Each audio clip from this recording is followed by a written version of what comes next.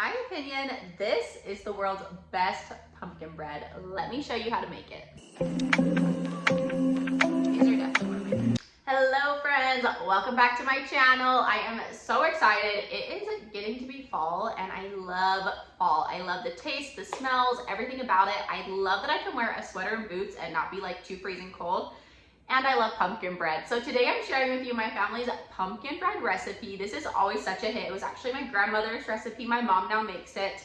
And it is super easy. It is one bowl, in my opinion, budget friendly because you probably have most of these ingredients sitting around your house anyways. And it's delicious, it's moist. Like I said, always a hit when she makes it. So I'm really excited to share this recipe with you. I also love this because my grandmother passed on. I actually never got to meet her. And so this being her recipe is really exciting for me. I always, when I make recipes that were hers, it always helps me feel connected to her even though you never met her. And that's what I love about baking and cooking is that it ties us to our ancestors that have passed on, or to maybe the older generations, our grandparents, older than that, aunts, uncles, whatever it is.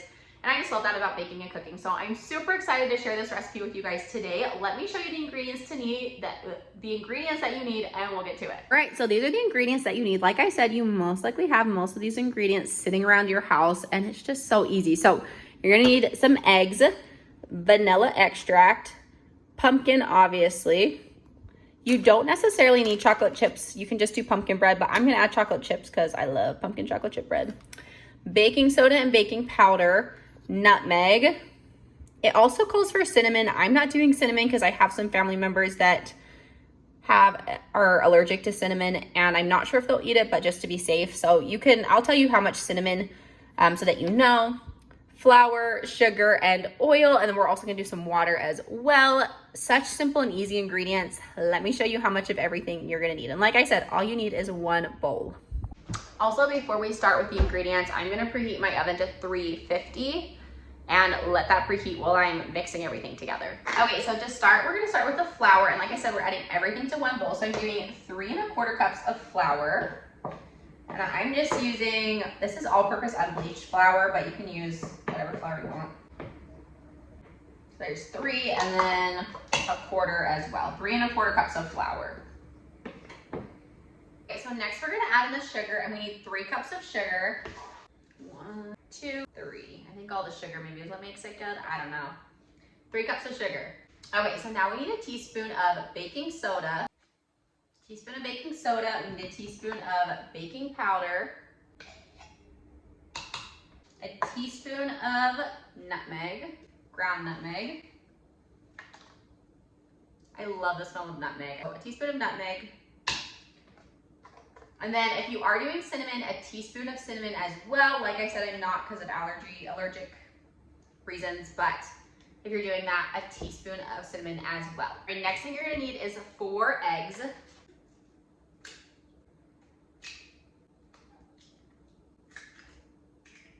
4 eggs. All right, next you're gonna need a cup of oil. I'm just using vegetable oil. Cup of oil. You're also gonna need 3/4 cups of water. Next, you're gonna need 2 cups of pumpkin puree. And this is pumpkin that my mom had in her fridge because she didn't use it all. She made this bread like a week or 2 ago and didn't use it all, so I got lucky. All right, so there's 1 cup, oops. And 2 cups. All right, now that everything is in here, we're gonna give it a good mix. I should also say that I did have vanilla on the ingredients here, but I realized you don't actually need vanilla. So I was just thinking you would, but you don't. So don't worry about vanilla. There isn't. If you want to add it, you certainly can though. Okay, so we're just gonna give this all a good mix. Mix everything together. All right, so I'm done mixing. You're probably gonna want a pretty big mixing bowl if you're making this because there's a lot in here. So next, if you want, you can just bake it like this, or you can add chocolate chips in, which is what I'm doing. If you want to add other things too, you certainly could. I'm going to start with a 1/2 cup of chocolate chips at a time, just until I get the amount that I like. I like enough, but not too much. So just put it until you like it. I'm going to start with a 1/2 cup and then kind of work my way up from there. I'm sure that's not going to be enough, but you can always add more. You can't take them out. Okay. I'm going to add another 1/2 cup and see where we're at.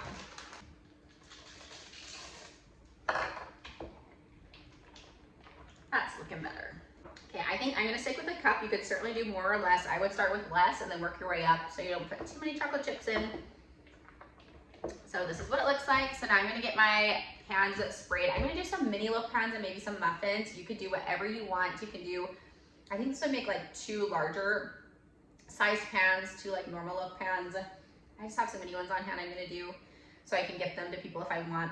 And then maybe some muffins too. So let's put these in the pans. Okay, so I'm gonna fill my little pans. I have 3 of these and I'm sure I'll have more than that to fill. So I'll probably do some muffins as well. Like I said, I'm just gonna spray these down quick.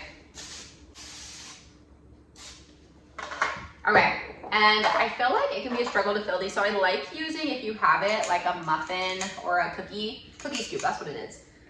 It can also be used for muffins too, but I like using that. It just makes it, in my opinion, easier to like fill and a little bit cleaner. I'm at about 2/3 to 3/4 of the way full. You can kind of see that, I don't want to spill it.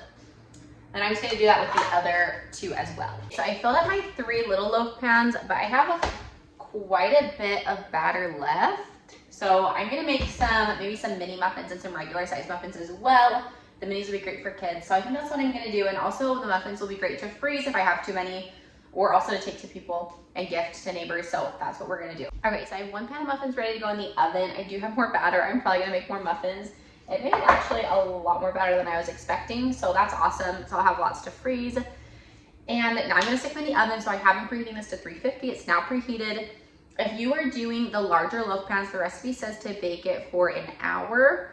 I always recommend doing less, just depending on the heat of your oven. I would say all ovens are totally different. My mom's oven is always like bakes really hot, whereas mine is not quite as hot. So I feel like it takes a little longer for mine. So with these little muffin pan, or with the little loaf pans and the muffins, I think I'm gonna start at like 20 minutes and just see where that gets me, and then adjust as I need to.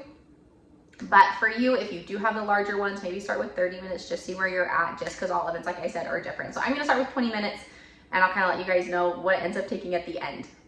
Let's stick these in the oven. Okay, our pumpkin bread is out of the oven and it smells and looks delicious. So I would say the bread took closer to like probably 40-ish minutes to get done, 40, 50.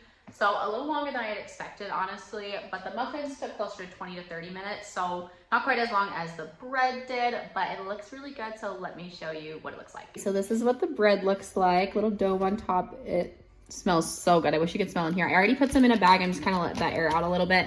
And I put muffins in a bag here, and then I got some more muffins in a bag over here as well that I'm gonna save for later. But I do want to do a little taste test for you guys and show you how moist and what it looks like on the inside. So let's do it. Let's do a little taste test. This is one of the muffins. So let me show you. These are, you can see the steam. These are so moist. Oh my goodness. I don't know if you can tell, but they're so moist.